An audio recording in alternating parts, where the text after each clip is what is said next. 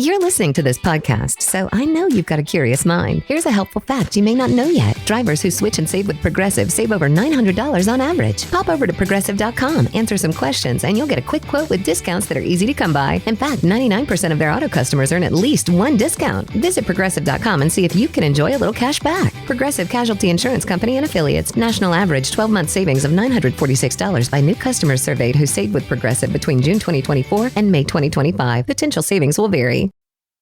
This episode is brought to you by Indeed. Stop waiting around for the perfect candidate.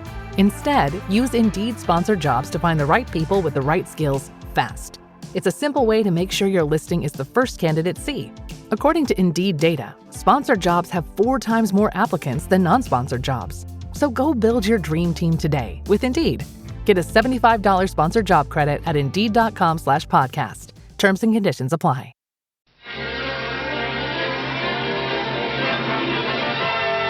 And now we're pleased to bring you our feature presentation.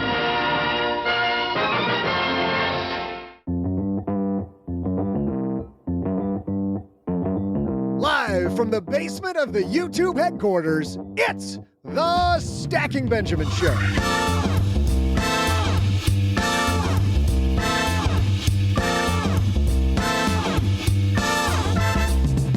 I'm Joe's mom's neighbor, Doug, and are there drawbacks when you retire early? One popular publication says you should think twice before retirement because reasons. We'll dive in with the woman who says you can afford any retirement, just not all the retirement, Paula Pant. And the guy who says it's in your best interest to plan a great retirement, Jesse Cramer. That's the real name on the birth certificate. What are you doing? And also the guy who's all about squeezing the most out of that retirement dream, OG. Not only will they share their thoughts on retirement planning, but they'll also lock horns in our epic year-long trivia battle. And now, a guy who's helping you battle better with your money, it's Joe Saul-Sehy.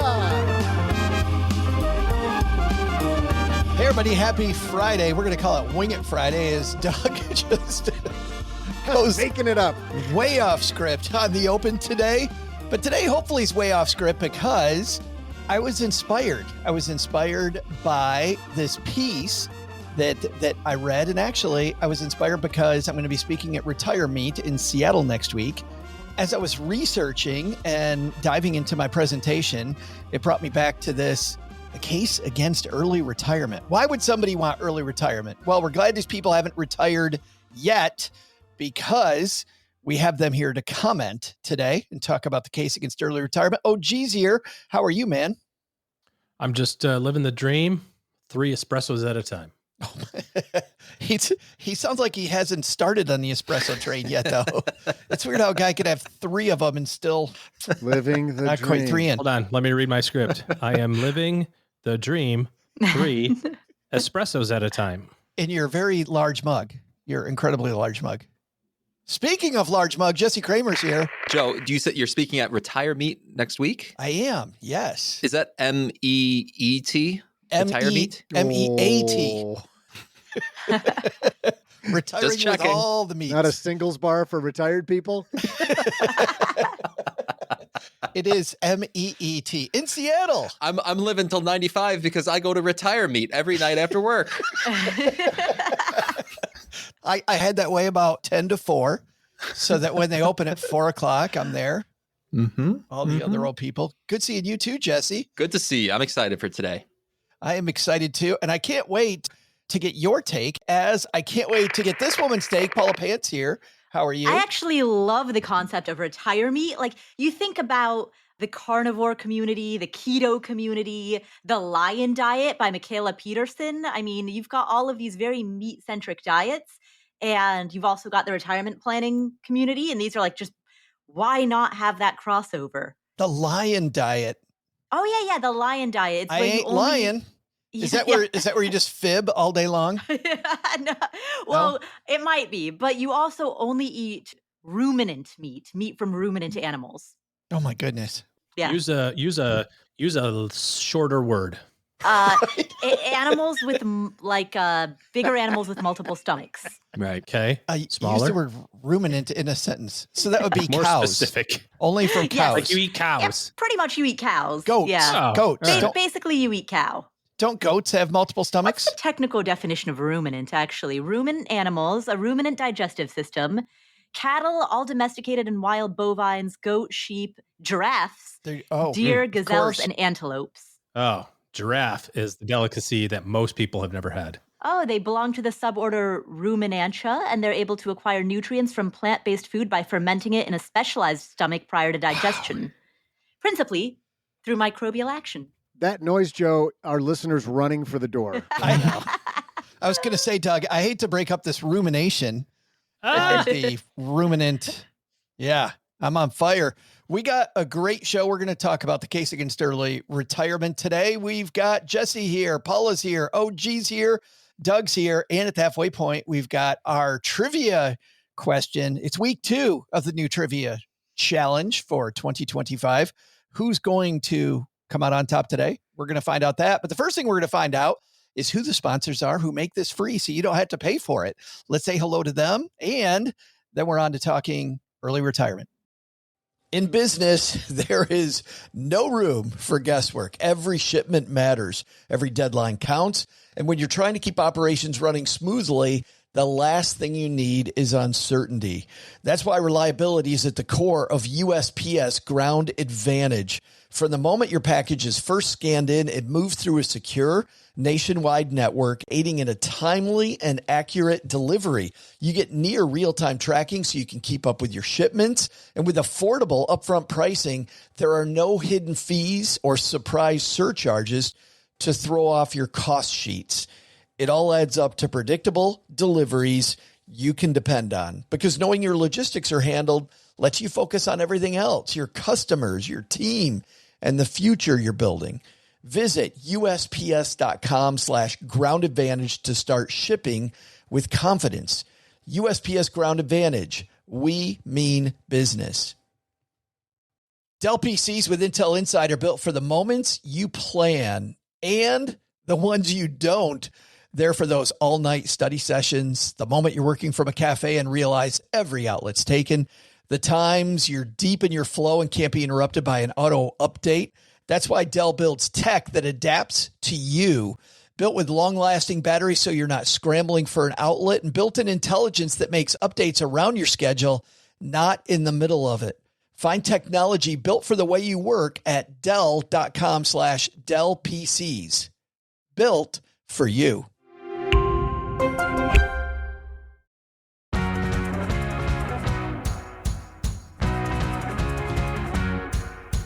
All right, today's piece was inspired. Actually, originally, it was inspired by Wes Moss's book, What the Happiest Retirees Know. And in the intro, as I was leafing through the book, creating my presentation for Retire Meet, all the Retire Meets. See, I can't get out of my head now.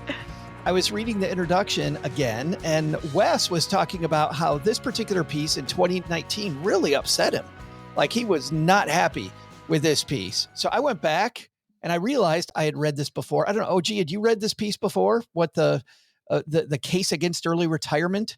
I hadn't read it, no. And if Jesse? I did, I didn't. Paula? No, I hadn't read it. Nope. Nope, No. first time. Let's dive into this. Now, obviously, all three of you have audiences that are people that either A, have retired, are hoping to retire, are hoping to retire at some day. Jesse, you're in a financial planning firm, working with people chasing that. OG, you've worked with people trying to get there. This idea of the case of early retirement, the first thing it goes over, Paula, the first thing it goes over is health. It's like, no, early retirement's bad for your health. You shouldn't do it. Right. And, they point out you can't actually, the ability to study this is a little bit limited in that you can't just randomly assign certain people to retire and certain people to not. But there have been unintentional pseudo-social experiments in which, for example, a government of a given country might temporarily incentivize people to retire later, and in doing so, create a cultural shift in which people retire later for a limited period of time, and then the government removes the incentive and behavior changes again. And so you kind of have these social experiments where you do sort of get something like a control group and a variable group. And what they saw is that by virtue of retiring later, you tend to live longer. And so a lot of that's attributed to you're socializing more, you're keeping your brain sharper. Apparently, work is good for your health. Jesse, do you buy that if you work longer, you're going to probably live longer? I don't know if I know enough, but I can tell you, I was reminded a lot of the holiday heart attack syndrome, if you guys are familiar with that, or like, because I was doing some research on the side too, and maybe I'm mixing up my phrasing, but there's one thing out there called holiday heart, which is simply that when you drink a lot, your heart has more arrhythmias and you kind of have some palpitations or some tremors or something like that. But then also there is also this idea that some people who are right on the cusp of a cardiac event, and then they go on holiday where they eat a little bit worse and they start drinking a little bit more, and they're maybe just not taking care of themselves over the 7-day stretch. And that 7-day stretch is the straw that breaks the camel's back, where the camel is their heart, and they actually have a cardiac event as a function of going on vacation. This article, or the health portion, reminded me of that, where it's this idea where you take a step back from normal life, which was work, and you enter this phase where you're just doing more R&R. Maybe you're not taking care of yourself as much. Maybe you're lying around a little bit more. When you multiply that over tens of thousands or hundreds of thousands of people, kind of like Paula was saying, when you look at a really, really big amount of people, that tends to have a slightly negative effect. And for some people, it'll be just enough to really lead to some bad health outcomes for them. Yeah, we hear this story over and over, OG, to Jesse's point. Somebody that retires at 62, you know, they're fine for 3, 4, 5, 6 months, and then they're not with us anymore. Like, Jesse, I don't have the data on this, but I have plenty of stories of people that are this person. Well, is that a function of retiring too early? Is that a function of not prioritizing health and well-being for the 30 years leading up to that early retirement? Like, I'm so focused on early retirement that I couldn't be bothered to go to the doctor and get my cholesterol checked. There is obviously, you know, the sad truth of the fact that, you know, men in America in particular are very adverse to doctor's offices, and, you know, like, it's macho to not have to worry about that, rub some dirt in it, you know, that sort of thing. I don't know that you could say that the retirement did them in, although certainly there's the anecdotal stories of it happening, but whether it's a function of just taking less care of themselves or being more sedentary or just not having any purpose, I think Doc G would probably point to the fact that, you know, when there's nothing else on the calendar, there's nothing else to live for. You know, George Burns was famously talked about this, and they asked him why he's living so long. He's like, I'm booked through my 100th birthday. You know, I got stuff to do. I got stuff on the calendar. I think that also explains why you see that rash of people who are unhealthy or maybe terminal, and then right after the holidays pass away, right? It's like, okay, made it through the holiday season. The family saw it one more time. I got through one more Christmas. Now I can die. You know, it's like there's nothing else on the calendar. And that happens, if not only anecdotally. So I think it more revolves around purpose than it does timing of financial independence. Well, so that is the question, Paula, because we did a story a few years ago on Stacking Benjamins. Dr. Anna Corwin at UCLA had done some work talking about why Catholic nuns live longer than most of the population in the United States. And the reason that she came up with, the only reason they could figure out, was because these nuns had a mission until they died. They had a mission the entire time. There was no such thing as retirement. I had a population to serve. And she even cited a study where in a nursing home, half of the nursing home people that lived there were given a plant that they were told they had to keep alive at all costs. And the other half, the control group, were just allowed to do whatever they wanted to do. You already know which group lived longer. Is it more about purpose and less about work? Are we just planning wrong for retirement? Oh, well, I think there are a few factors at play. I certainly think purpose is a major component of it. But as the article talks about, work naturally creates social interactions. I mean, a little bit less so these days, but now that we're in an era of remote work, for many people, work has inherent social interaction that's involved with it. And that face-to-face social interaction, I think, is a major part of overall wellness. On top of that, just staying mentally engaged is a big part of keeping like cognitively sharp. So I think purpose is a component of it. Socialization is a component of it. exercising your brain on a day-to-day basis, just as you would exercise your body. That is a component of it. And I think all of these components work synergistically. And let's go into one of the things, Jesse, that Paula talked about, which is this idea of socialization, right? There's this other thing that people do when they retire, which is they've worked this their entire life based on these goals. I want to move to X place. Let's say that I live in Michigan and I want to move to Texarkana, which is where everybody wants to go. Yeah. Hashtag goals. That's right. But I don't know anybody in Texarkana. We see this all the time. I'm going to move to sunny place. I'm going to move to Hawaii. I'm going to move to some beach somewhere. I don't know anybody there. And now I don't have these social connections I used to have. How intertwined have you found that social connection is with a successful retirement? What you just described there, Joe, is especially important where if the data I'm recalling is correct, it's that women do tend to have a somewhat easier time building new social connections, especially later in life than men. Again, this is anecdotally what I'm about to say, but I can think of some individuals who it's almost like they were born to be hermits and they don't mind the lack of social connection. In fact, they get plenty of purpose in life without it. Go on. Tell me more. Right. Tell me more. Maybe they need a triple espresso just to get the idea of talking to other people.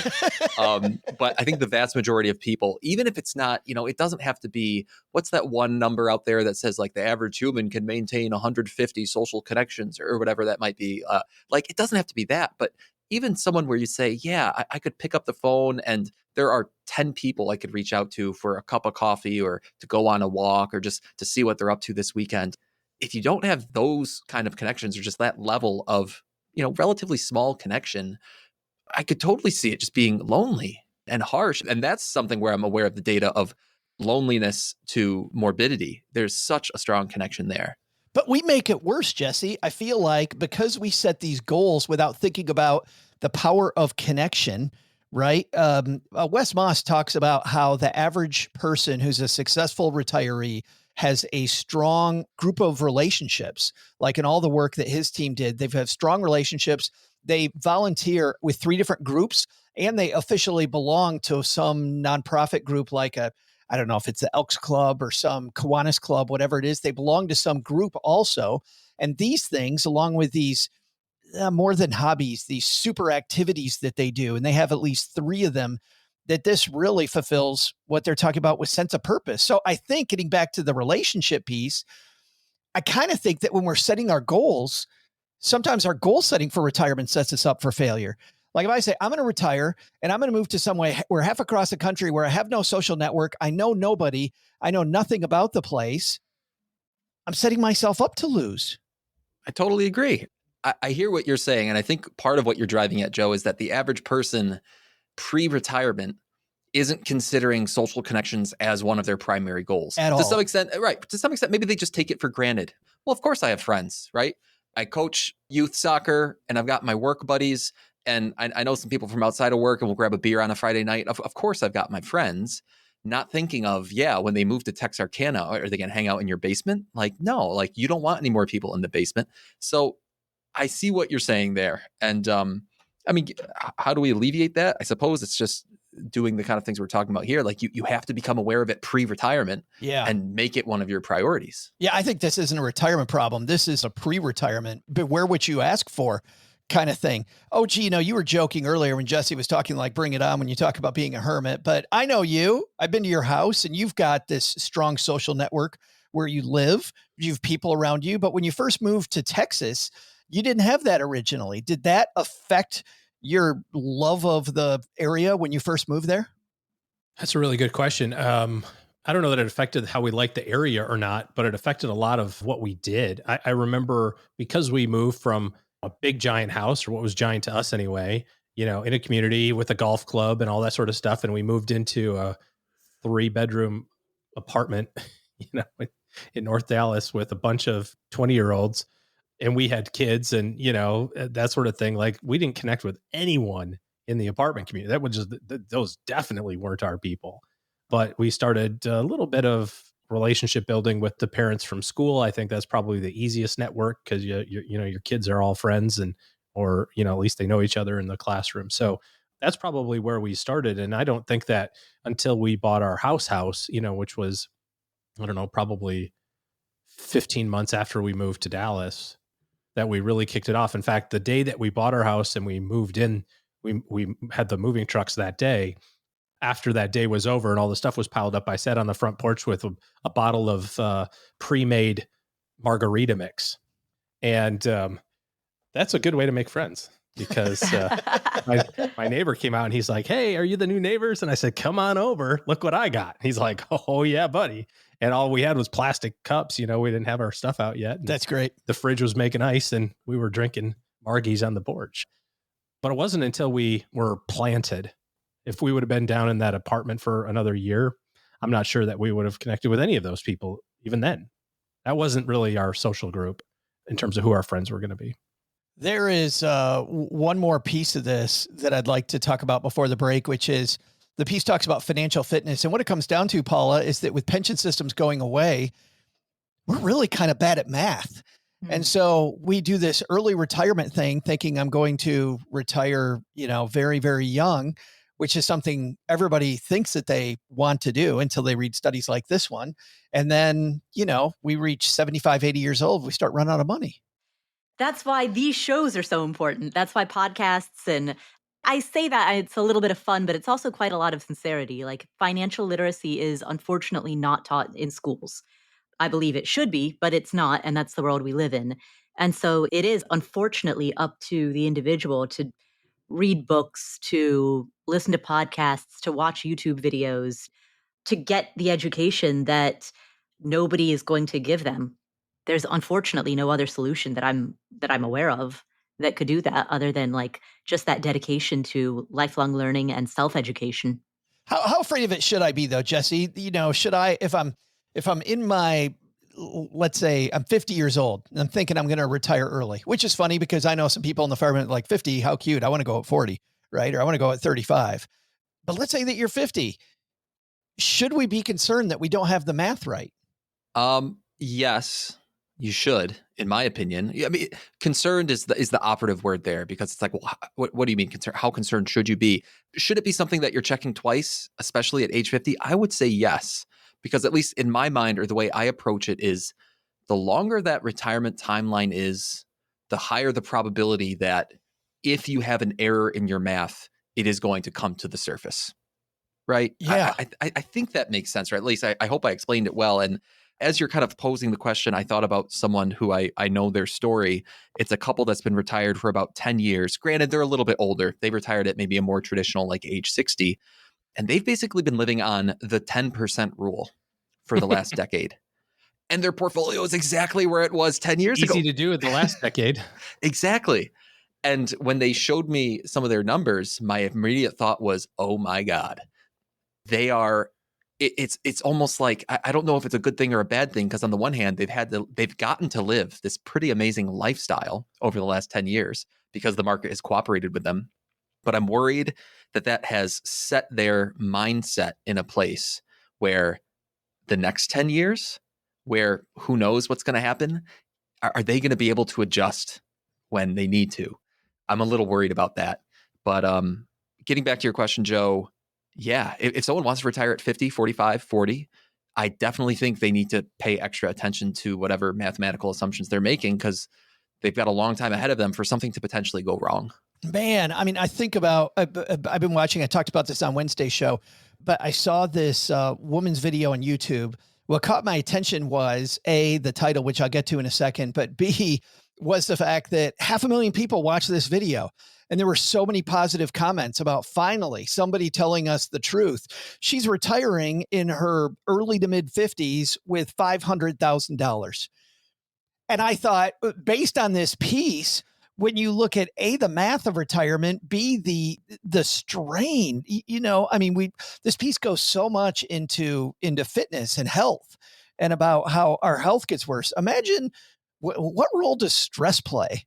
Like when you're trying to navigate a $500,000 retirement OG for 40 years, like stress, that is a stressful place to be. I don't know that I would wish that on anybody.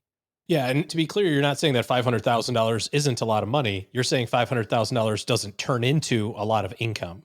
Correct. Over that long period of time. $500,000 is a great savings. And when you're trying to stretch it out by bragging to everybody that you did it early, right? Yeah. And it truly smacks of bragging that you did it early. You somehow picked the lock on how to do this.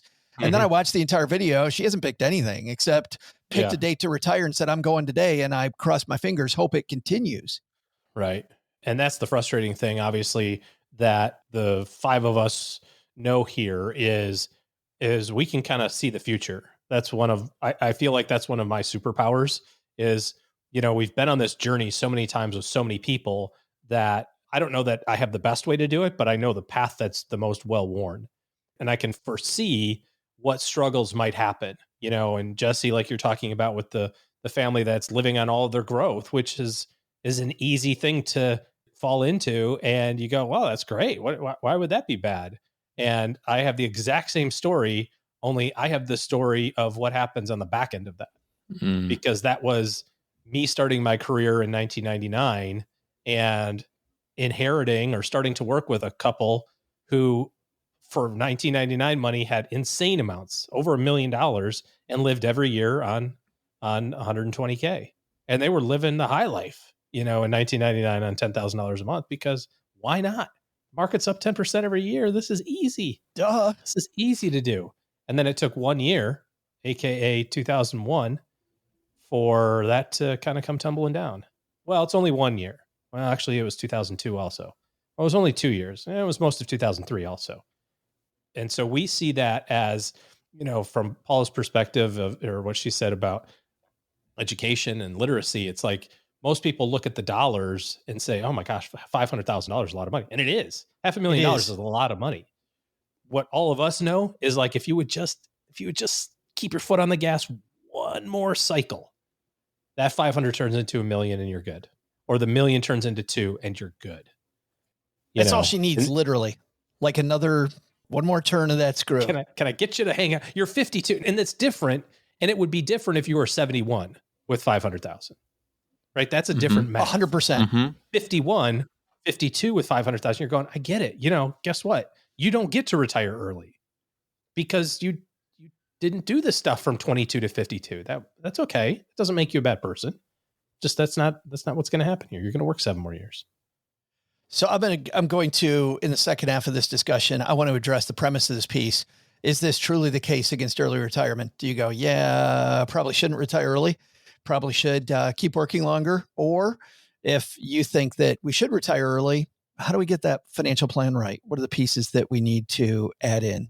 We're not going to solve all those questions in 25 minutes, but what we will do is, and OG, I love your point. We've all helped a lot of people achieve a lot of goals over the years. And so we're going to dive into that knowledge base and we're going to pick out some of the things we see a lot of people miss. But before we get there, at the halfway point of every Friday show, we have this amazingly ridiculous year-long trivia competition between our 3 frequent contributors, OG, Paula, and Jesse. And we are 1 week in. And guess what, OG? You weren't here last week.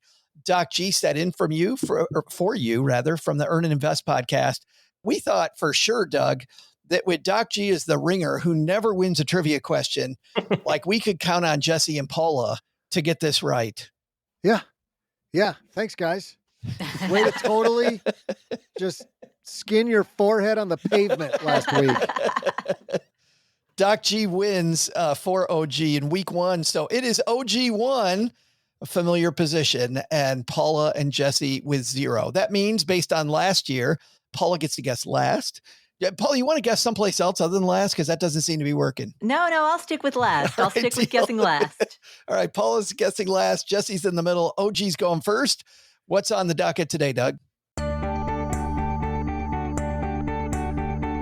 Well, hey there, stackers. I'm Joe's mom's neighbor, Doug, and today is the day we say goodbye to the most wicked month of the year, January.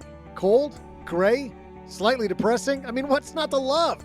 But hey, February's here to save the day with more cold and more gray. Wicked indeed. Speaking of wicked, that movie was a box office smash last year, raking in over $700 million so far. That's roughly, let me count, just under $700 million more than I'm being paid to hang out with you guys right now. I got to get a raise. But as Joe's mom always says, money can't buy happiness, but it sure can buy better insulation for the basement. Now get back to work. Shall we says that. Let's ask a question about the music of Wicked, shall we? In the musical, Stephen Schwartz references, plays with, and mimics the classic song Over the Rainbow throughout the play. In fact, in the song The Wizard and I, how many of the song's opening notes, while in a different tempo, are the same opening notes from the older classic song from The Wizard of Oz? I'll be back with the answer right after I see what a flight from Topeka to Oz costs. There must have been a better way than a tornado. Jeez. You do think that's probably the worst way to get anywhere, isn't it? Via tornado? Via tornado. It's an adventure, Yes. but yeah, it's a bad one. Whole different thing. Oh, gee. The music of Wicked in the song The Wizard and I. How many of the first notes are the exact same first notes from Over the Rainbow?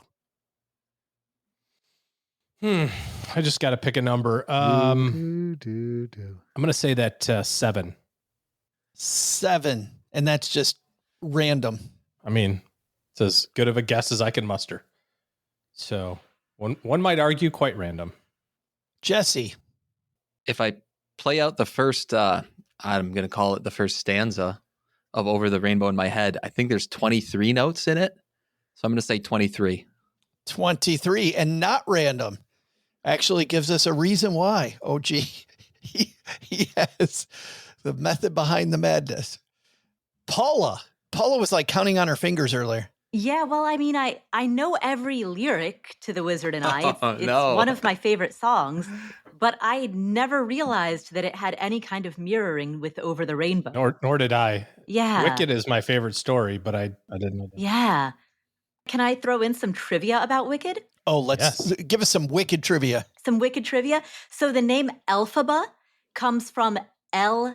Frank Baum, who is the author of The Wizard of Oz. That's pretty cool. Yeah. That is really cool. It was written by Gregory 0 points, Maguire. though. 0 points. I know. I love that song so much. Never realized it had any kind of mirroring to Over the Rainbow. I'm just going to take the over and guess 24. 24. So we have 7, 23, and 24 notes. Who's right? We're going to find out in just a minute. This episode is brought to you by Progressive Insurance. Do you ever think about switching insurance companies to see if you could save some cash? Progressive makes it easy. Just drop in some details about yourself and see if you're eligible to save money when you bundle your home and auto policies. The process only takes minutes, and it could mean hundreds more in your pocket.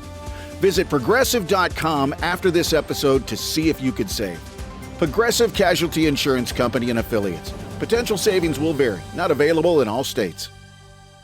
What would you do if your online store converted 36% more shoppers? You could take 36% more vacation. Another pina colada? Yes, please. Open a new retail location with 36% more square feet. Fantastic. Hire 36% more help. You're hired and you're hired. Shopify has the world's best converting checkout, up to 36% better than other e-commerce platforms. What you do with those extra sales is up to you. Switch to Shopify today at shopify.com/listen and get a $1 trial. Shopify.com/listen. Did you know Fast Growing Trees is America's largest and most trusted online nursery with thousands of trees and plants and over 2 million happy customers? Whether you're planting fruit trees, adding privacy, brightening things up with flowers, or bringing in houseplants, Fast Growing Trees has it all. Even better, they can help you find options that are right for your climate, your space, and lifestyle.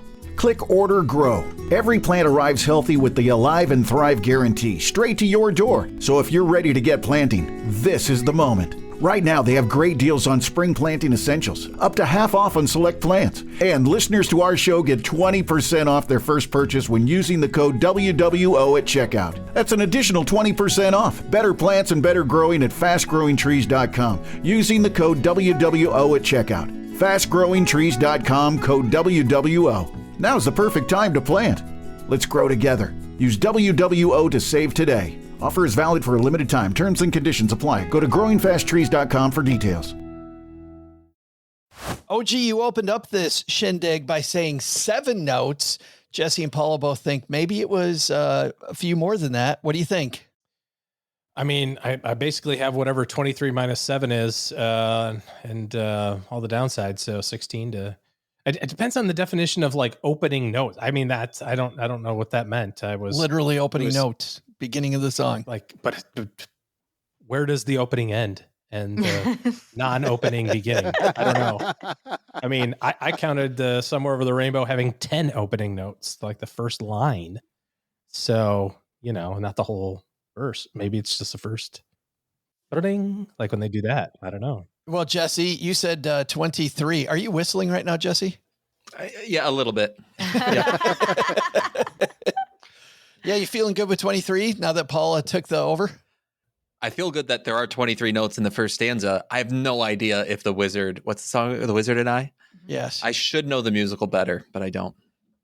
So I have no idea if my numbers, I don't feel good to answer your question, Joe. Paula, you're looking pretty confident. No, I'm not. Because I echo what they both said. I don't totally know what opening notes means. What is an opening note? I'm not versed in music theory. I think generally any music theory book will tell you it's the first notes. But where does the first end and the non-first begin? Well, it's just the divergence that the song then goes on its own. But for a while, it's the same exact notes. But then it goes off and does something different. So the first note that's not the same would be the one we don't want. So, All right. Well, we've ruminated on this. By the way, ruminated. A different question. The one that we've my callbacks, Ninja, Paula. The question that we thought about doing, but that we thought might be way too much in OG's wheelhouse because he's such a fan of Wicked. How many books were there in the original series? Did you know that one, OG? It's an odd number. We should have done that one, Doug. No. We should have gone with that one. Is it 3 or is it 9? There was 4. There were 4. So 3. Okay. So it's not an odd number. It's like literally an even number. Okay. What is the answer? Who's winning this thing, Doug? Hey there, stackers. I'm wickedly underappreciated and the guy who's still waiting for my flying monkey delivery from Amazon Prime, Joe's mom's neighbor, Doug. Let's get to the good stuff. How many books are in the Wicked series by Gregory Maguire? Well, first, a little backstory. Maguire's first book, Wicked, The Life and Times of the Wicked Witch of the West, came out in 1995 and became an instant classic. It made us rethink everything about Oz, like maybe Glinda wasn't so good after all, and maybe that flying house was less of a miracle and more of a zoning violation. The book was so popular it got turned into a Broadway show that's grossed over $1.4 billion to date. That'd be enough to buy me a lifetime supply of flying monkeys that I could use to fly the heck towards some winning trivia answers. Yeah, let's do an answer. Fun fact, those flying monkeys, they totally unionized. So how many notes did Stephen Schwartz use in the Wicked's The Wizard and I that matched the original Over the Rainbow? Well, I can tell you this. It was 17 notes less than what Paula guessed, 16 notes less than what Jesse guessed, and exactly freaking 0 less than what OG guessed, because the answer is 7. Unbelievable. Making OG our stupid winner. Congratulations, jerk. Wow. Jesse, do you want to talk to him about getting it right on? Would you like to ask him about getting the number? Have some more espresso there. What's the intro for Wizard and I? Is it the opening? It's Elphaba a cappella, that little bit? Yes. Or maybe not. Yes. I couldn't remember. And it is, by the way, somewhere over the rainbow. 7. So 7. Yeah. Those are 7. Each syllable is a unique note. Yeah. So I got that part, but then I figured the next part of that was also included, and I got to 10, and then I figured it wasn't exactly all 10. When you said 7, Doug, I was like, oh my God. Yeah. You even said that was just a random guess. Well, just because he wasn't giving us any information about it. Next time, just go like, forget it. We're done. Next. Jesse, Paula, we don't need a guess. Probably could have done that. Well, you know what? That would have given us more time for the second half of this discussion, where we're going to talk about just this premise. Paula, in this piece, the authors at the Wall Street Journal make a case against early retirement. Would you make that same case given all this data? Well, so the first thing I would say, and we should probably establish the definition of the word retirement, because if we're defining the word retirement as the permanent and irrevocable cessation of income, that is a pretty high bar. It's a lot of words. Wow. Are we in Russia? We're not in Russia, are we? But if we're defining retirement as leaving your primary career or your primary occupation and transitioning to maybe you sabbatical for a while, and then maybe take on a little bit of part-time work, a little freelance, you kind of gig work, but only in things that seem fun and interesting, or you do some nonprofit stuff, a little volunteering. Like if we're essentially talking about a well-funded career shift in which you move to more flexible and maybe part-time or flexible time work, all right, that's a very different story, because then you are still collecting an income, at least sporadically. Not as much of one, not as consistent of one, but it's a very different story. Jesse, do you agree? Do I agree with Paula, or do I agree with the article? Do you agree with Paula's assessment? Yeah, I agree with Paula's assessment for sure. And when you originally posed the question, Joe, I thought to myself, I need a comparison here. I need a way to explain the logic of the article. And my comparison is, and maybe this wasn't true for you, but if you go to college, your alcohol consumption will increase, and that's bad for your health, and it leads to some bad health outcomes. So you might not want to go to college. And it's well, hold on a second.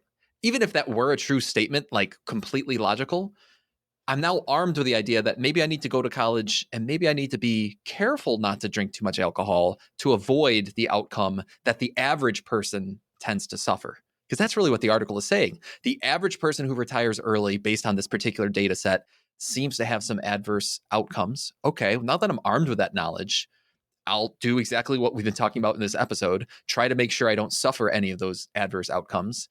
And it's, at least for me, it's not going to change my mind as to whether I or the people who I communicate with should be retiring early. I don't see the connection there. Do you think then, OG, that early retirement just has a big caution sign in front of it based on today's discussion, even beware what you ask for? Yeah, I do think so. And it really revolves around a couple of different things. It's obviously the money aspect of it. It's making sure that you have an incredible margin of safety, because it's very difficult, no matter what people think, to go back into the workforce with a big gap in your work history. Not because of the gap, but because of the fact that you lose those connections, you lose that network, generally speaking, and your skills suffer. If you don't use those tools a lot, you're going to get left behind. So that's really not a great fallback option that you can have. So I think you have to front load that. Either you front load it with margin of safety with dollars, or you just say, I'm going to have to work a couple extra years. 53 is also early. 55 is also early compared to the averages, so to speak. Sure. I think the other piece of it is that you have to have something to do. If you picture financial independence time or retirement time as, I'm going to sit by the pool and sip margaritas and, I'm not going to do anything, then a lot of those negative effects are going to manifest themselves, whether it's health issues, societal issues, your friendship group. Nobody wants to hang around with somebody who doesn't do anything. That's not a fun way to spend your week with your friend or whatever. You want to do things. You want to go hiking or golfing or cycling or whatever, right? Do your thing. It doesn't have to cost money. And I think, like you said, in your observation or Wes Moss's observation, be a part of a community, be a part of something that gives you a purpose or something to look forward to on a daily or weekly basis to give you a reason to get out of bed. My bed is ultra comfortable and I love it. But seeing you guys is a great reason to get up every day. Well, thank you. We'll take that as a nice compliment. I want to dive into that a little more, because in Christine Benn's new book, Paula, in the very first chapter, she talks to a guy who's an annuity expert, and not about annuities. She talks to him about what a successful retirement's all about. And he starts talking about how you need to OG's point, you need to treat retirement the same way you treated your job. You get out of bed at a set time. You have a mission. Just the mission has changed. Mm-hmm. I feel like, based on this conversation and based on this piece, and I love, Jesse, I love your analogy on this front about you may not want to go to college. man, maybe we're just doing retirement planning all wrong. Like maybe we really need a deeper dive into what makes a successful retirement. And how do I set up that before I go? Yeah, what I absolutely love about Christine Benz's book is the focus on intentionality. If I take a week off of work, I don't necessarily have to be intentional about that week because, heck, it's a week. And sometimes it's nice to just be Garfield the cat for a week. But when we're talking about something that becomes a permanent lifestyle that's ingrained with habits, we have to be intentional. And oftentimes, throughout our lives, school is an external structure that forces that kind of intentionality. Work, particularly if you're not a remote worker, if you have to actually put on pants and leave the house and show up at a specific time, like work is an external structure that really forces us to be deliberate with how we spend our schedule. And so for many people, retirement is their first experience managing their own schedule for any prolonged period of time. So it doesn't surprise me that a lot of people are not that good at it because they've just never done it before. It's not that they're not skilled, it's just it's new. It's But also absolutely there's new. but you're also giving some caution there, like stop treating it like it's going to be just a vacation. Right, exactly. So that's the risk. The stakes of wasting a vacation are quite low. What do we need to add, Jesse, then into our financial plan if we're considering this, if we're not there yet, that maybe we're not doing right now in our financial plan? That's an interesting question. I mean, I guess I don't know if this exactly answers it, but a lot of people think of their financial plan as purely numbers, and it's very objective. There's not much subjectivity to it. I think it would behoove anybody to think of some subjective aspects of their financial plan, because really think of it more as a life plan. It's a retirement plan, and the finances are a really big important part of that, but there's other parts of it too. So some of it's just the reframing, maybe from a financial plan to a retirement plan or a life plan. But even then, if you do only want to think about the financial side of a financial plan, the numbers, the objective side of it, I think it can help to bake in some wiggle room when you realize some of the stuff that Paula and OG have been saying. That like, oh, maybe this isn't exactly what I want. And maybe for me to actually feel fulfilled, to have some purpose, to want to put on the pants every day, I'm going to have to go out and do something. And that doing something is going to cost me a little bit more than I anticipated. And it'd be pretty nice to have that wiggle room already baked into the plan I put together. Question for OG and Jesse, I'd love to get your take on this in your financial planning firm. Do we need to, in the financial planning industry, OG, then if somebody's putting together a financial plan and it has some of these cautions not built into it, like I'm going to move into a part of the world where I don't have any support network, or I haven't really given enough thought to how granular I should think about my days, or I am treating it like a vacation. Should financial planners be calling that out, going, yeah, in the past, I haven't seen this work the way that I would hope? Well, the way that I've experienced it is probably a good word, is when I hear people say things that are really silly, like, I'm going to play golf every day, and that's kind of a common, I can't wait to retire and play golf every day. I immediately jump on that and I'm like, go do that and report back. Just tell me if that's really what you're going to do, because it's hard to play. I don't know. I'm just not that good, but the professional golfers talk about how hard it is on their bodies and it's not an easy thing to do. And okay, so you go do it. So what did you do from noon until 7 every day then? If you played golf from 8 until noon, okay, I can accept that. I mean, it's a stretch that you're going to play every day, but what are you going to do from noon till 7? Sit by the pool and drink margaritas. It's like, and you'll do that for a while. That's totally great. But again, I think that it has to involve more than, leisure activities. You have to have time for health and wellness. You have to have a time for spirituality, whatever that means to you. You have to have time for growth and development. You have to have time for your family, whatever that looks like, extended or immediate.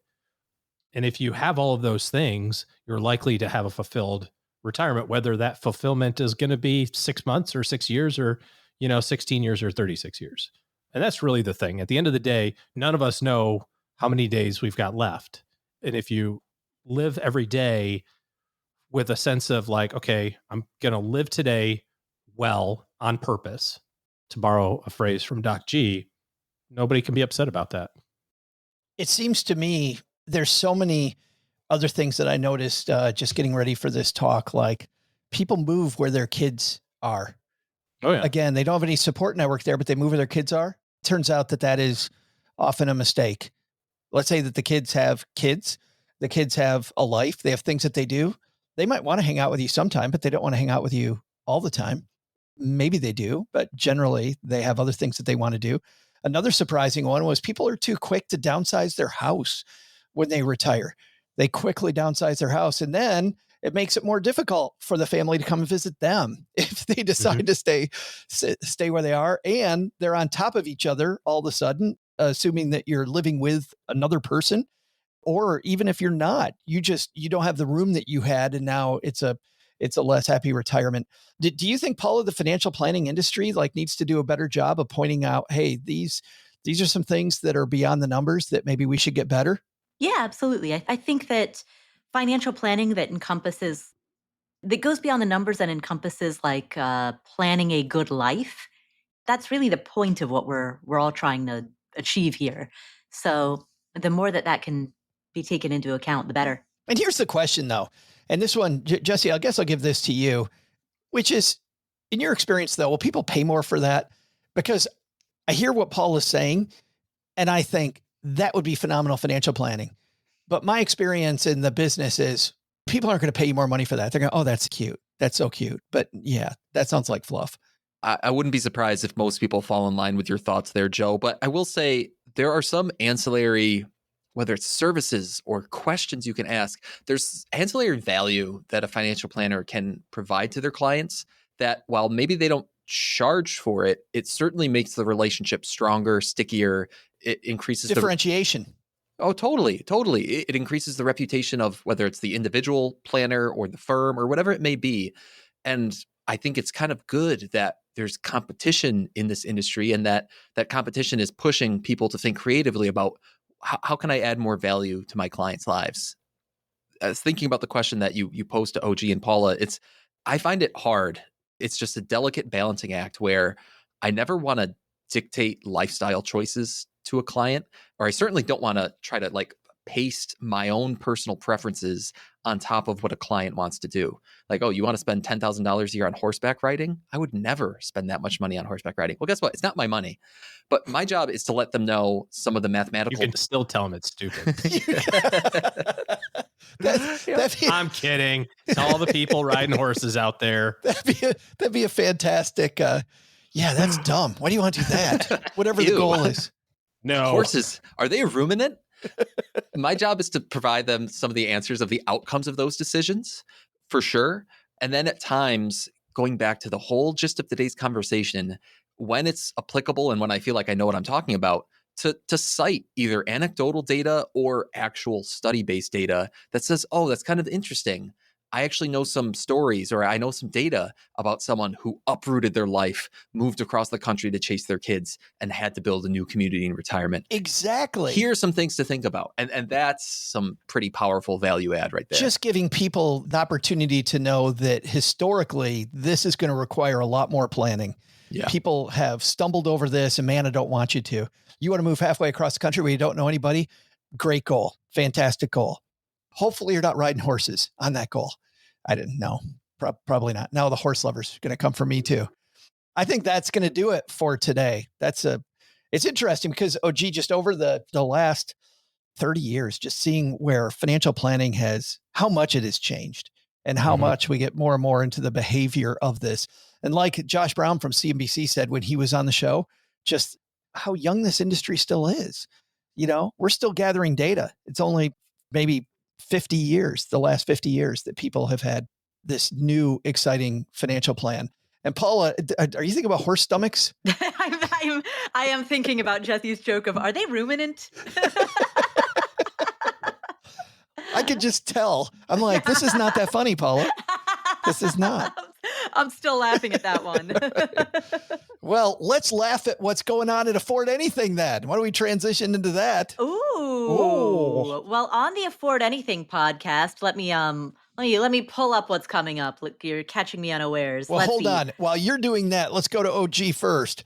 First weekend in February coming up, OG. How did they celebrate at the OG household? February? February. Oh, brew. No, not has any. Doesn't. You have had to anything say with that, but there's an R there. Not Yes. February. What are we doing this weekend? If we haven't found out yet, today is the day we find out 2 college decisions for my son. There's some rumor. We're recording this a little early, so there's some rumor that maybe the information will be released a week ago, so we might already know. But definitely today. And this will be an interesting discussion this weekend. This will be the discussion this weekend of, okay, here's all the answers. What are we thinking? What do we got to do? What's the plan? To that point, OG, while we're recording this in the last 2 days, my niece, Saffron, she has had 2 letters in the last 2 days being accepted to 2 great colleges and getting these fantastic financial aid packages, which are great. Sweet. Yeah. Even better. All right, Paula, what's happened at the Afford Anything show? On the Afford Anything podcast, first Friday of every month, we do our first Friday economic update episode. So we've got that for the month of February. We also have an interview with Dr. Margie Worrell. She writes about research-based tips and information to overcome fear whenever it's you basically, how do you develop courage? How do you overcome your fears and your anxieties in anything that you want to do? So that could be as an investor, it could be in your career. So we talked to her about some of the science around being more courageous is. So all of that is on the Afford Anything podcast, along with, of course, every other episode with you, Joe. Those are the brilliant episodes. The fantastic. Yes, actually, exactly. We do have a ton of fun answering lots of questions from the community that are all over the place. It's like a big potpourri. We never know what's coming up next on those episodes. But I want to get back to fear. I mean, fear is, back when I was a financial planner, that was the big thing. I mean, fear stopped people from doing so many, nothing objective, just absolute fear. Right. That just stopped us, I think, from living our life so much. So sounds like a fantastic interview. Jesse, what's happening at the Best Interest podcast, my friend? A couple days ago, we released episode 99, which was another Ask Me Anything episode, which I think it's interesting. They're becoming both my favorite to record and also I think the fan favorites to listen to. So it's a good thing, right? That's a good combination to have. Just more Jesse all the time. Is that what it is? It's a little too much Jesse, but yeah, it's a lot of Jesse in one episode. But that means that in like a week and a half, we are releasing episode 100, which I will tell you guys and tell the stackers here, it's coming with a brand change. It may or may not become the Better Interest podcast. No, it won't. It won't? Slim chance. Oh. But yeah, we are rebranding the podcast. We are rebranding. So that's a little nerve-wracking, but mostly exciting. It's just going to be the Jesse Cramer show. Is that it? With the raised eyebrow? I can't. He's just going to call it Cramer? Neither confirm nor deny. The Cramer Investing Podcast. Back to the drawing board. Oh, wait a minute. Somebody's already got that? Oh, man. That's at the Best Interest podcast. We're finer podcast, 99 episodes. Episode 100, right around the corner. All right. That's going to do it for today. Thank you to all of you for hanging out with us. Thanks to everybody who hung out with us on YouTube today, watching us make this show. We had a great time. And I think we're going to have Doug take it from here, man. Doug, what should we have learned on today's show? Well, Joe, first, take some advice from OG. Before you retire, make sure you've identified a purpose that will keep you pointed in the right direction when one day starts to blend in with another. That or just sit in the front porch with a bottle of margaritas. That was my favorite lesson, I think. Second, remember that little pearl of wisdom that Jesse gave us about the stuff we need to change in our financial plan before we retire? Well, Jesse, why don't you just go ahead and put a bow on that one for us? Think about the subjective things, not just the objective numbers. Wasn't it ruminate about the subjective things? Okay. Ferment on some subjective things first, and then move the fermented cud onto the second stomach. Okay. Can I get back to work here? Oh, sorry. But the big lesson? Don't ask Joe's mom if she's related to the Witch of the West. No matter how many times she's watched Wicked, she'll still take it the wrong way. Ugh. Thanks to Jesse Cramer for joining us today. Listen to the Best Interest podcast wherever you're listening to us today. We'll also include links in our show notes at stackingbenjamins.com. Thanks also. Wow. I told you I have to say it differently because it's just getting old. Thanks to Paula Pant for hanging out with us today. You'll find her fabulous podcast, Afford Anything, wherever you listen to finer podcasts. I think it's Afford Anything. I just have to pick different words to emphasize. Thanks also to OG for joining us today. Looking for good financial planning help, head to stackingbenjamins.com/OG for his calendar. This show is the property of SB Podcasts, LLC, copyright 2025, and is created by Joe Saul-Sehy. Joe gets help from a few of our neighborhood friends. You'll find out about our awesome team at stackingbenjamins.com, along with the show notes and how you can find us on YouTube and all the usual social media spots. Come say hello. Oh yeah, and before I go, not only should you not take advice from these nerds, don't take advice from people you don't know. This show is for entertainment purposes only. Before making any financial decisions, speak with a real financial advisor. I'm Joe's mom's neighbor, Doug, and we'll see you next time back here at the Stacking Benjamin Show.